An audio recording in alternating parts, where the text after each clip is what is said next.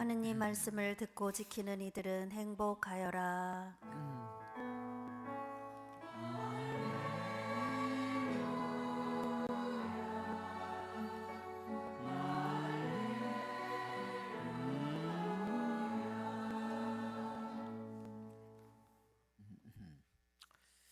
주님께서 여러분과 함께 또한 사제의 영과 함께 마테오가 전한 거룩한 복음입니다.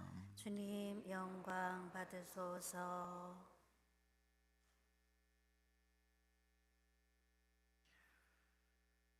그때 예수님께서 군중에게 말씀하고 계시는데 그분의 어머니와 형제들이 그분과 이야기하려고 밖에 서 있었다. 그래서 어떤 이가 예수님께 보십시오. 스승님의 어머님과 형제들이 스승님과 이야기하려고 밖에 서 계십니다. 하고 말하였다. 그러자 예수님께서 당신께 말한 사람에게 누가 내 어머니고 누가 내 형제들이냐 하고 반문하셨다. 그리고 당신의 제자들을 가리키시며 이르셨다. 이들이 내 어머니고 내 형제들이다. 하늘에 계신 내 아버지의 뜻을 실행하는 사람이 내 형제요 누이요 어머니다. 주님의 말씀입니다. 그리스도님 참여합니다. 앉으십시오. 참 예수님, 오늘 주님께서 누가 내 어머니고 내 형제들이냐 이렇게 반문하십니다. 그래서 이 말씀은 마치도 자신의 어머니를 부인하는 것처럼 그렇게 보입니다. 그러나 예수님의 다시 그분의 가르침을 들어보면 하늘에 계신 내 아버지의 뜻을 실행하는 사람이 내 형제요 누이요 어머니다 그랬습니다. 이 말씀을 다시 한번 우리가 생각해 보면 하늘에 계신 내 아버지의 뜻을 실행하는 사람이 내 형제요 누이라고 하면은 우리가 더 쉽게 이해할 수 있겠는데 하느님의 뜻을 실행하는 사람이 내 형제요 누이요 어머니라는 말은 좀 이해하기가 힘들어요. 그렇죠? 그 말이 이해가 하기가 더 힘듭니다.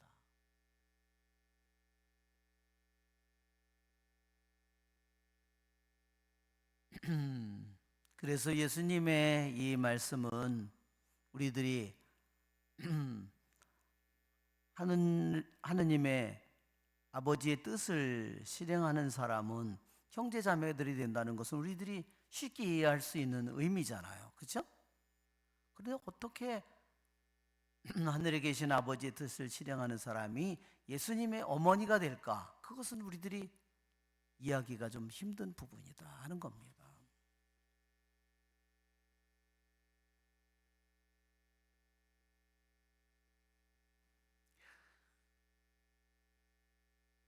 우리는 바로 예수님의 어머니가 되는 과정을 살펴본다면 성모님은 천사의 소식을 들으면서 잉태를 하게 됐습니다. 천사의 소식은 하느님의 말씀이죠. 하느님의 말씀을 듣고 그 말씀을 받아들이고 그 말씀을 믿고 그 말씀에 자신의 전부를 걸었기 때문에 어머니가 되었습니다. 말씀을 통하여 잉태했고 말씀을 믿음으로써 잉태했고 말씀에 자신의 전부를 걸었기 때문에 위험한 일이지만 자신의 모든 것을 바치는 고통스러운 일이지만 그를 받아들일 때 그것을 사랑으로 받아들일 때 자신이 예수님의 어머니가 되었습니다. 그러기에 예수님께서 하신 말씀을 보면 하늘에 계신 아버지의 뜻을 실행하지 않는 형제들이나 친척이나 그런 사람들은 당신과 아무 관련이 없는 사람이라는 겁니다. 우리는 정말로 깊이 생각해 봐야 됩니다. 또 우리는 알고 있습니다. 우리는 말씀을 통하여 났다. 그렇죠? 우리는 영원 썩지 않는 하느님의 말씀을 통해서 났다. 인간의 육정으로나 혈육으로나 썩어질 것으로 우리가 난 것이 아니라 영원히 썩지 않는 하느님의 말씀에서 났다. 바로 우리들 모두가 성령을 통하여 또한 났다고 우리는 성경에서 우리에게 말합니다. 예수님께서 영원으로부터 계신 하느님의 아들께서 인간이 되어 오실 때 바로 말씀을 통하여 그분은 잉태되고 말씀을 통하여 그분은 태어났습니다. 성모님과 성령을 통하여 태어났습니다. 우리는 하느님의 말씀을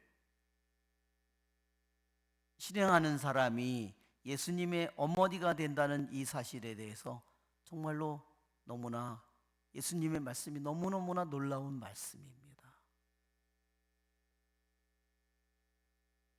우리들도 왜냐하면 끊임없이 하느님의 말씀을 듣고 있기 때문입니다. 우리들도 하느님의 말씀을 듣고 그 말씀을 귀 여겨 듣고 하느님의 말씀을 소홀히 듣지 않고 정말로 귀 여겨 듣고 그 말씀에 자기 인생을 걸고 자기의 목숨을 걸고 자기의 미래를 걸고 자기의 모든 꿈을 걸고 사랑을 걸고 그럴 때 우리는 말씀이 내 안에 잉태되죠. 그리고 그 말씀이 하느님의 말씀이 내 안에서 자라나죠.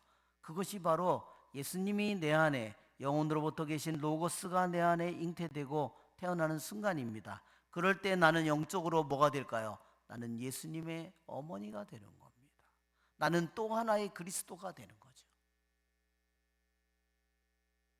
성모님은 교부들이 예로부터 성모님을 계약의 궤라고 했습니다. 그냥 교부들이 아무런 근거 없이 성모님을 계약의 궤라고 했을까요?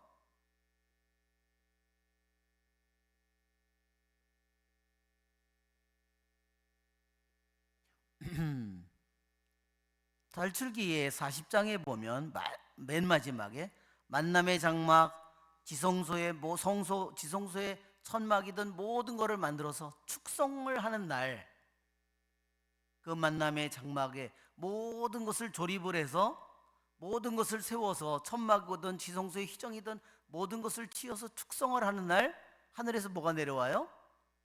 영광의 구름이 내려옵니다. 영광의 구름은 누굴까요?